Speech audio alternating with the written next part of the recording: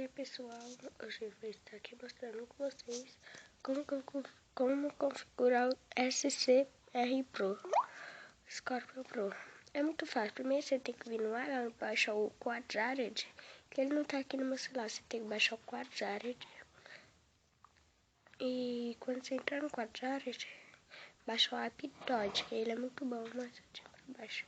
Quando você entrar no Aptoide, você baixa o KingRoot, que se é um KingRoot, você não vai conseguir travar a tela do seu celular. Quando você baixar o KingRoot, você entra nele e vai estar assim. O meu Samsung GTS S73922L.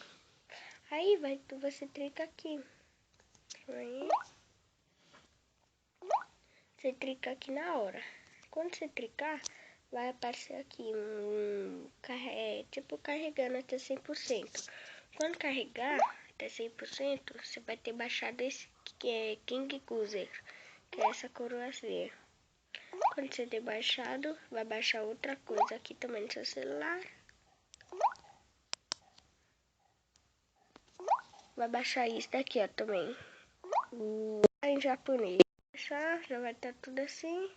Só você pegar e entrar no SCR Pro.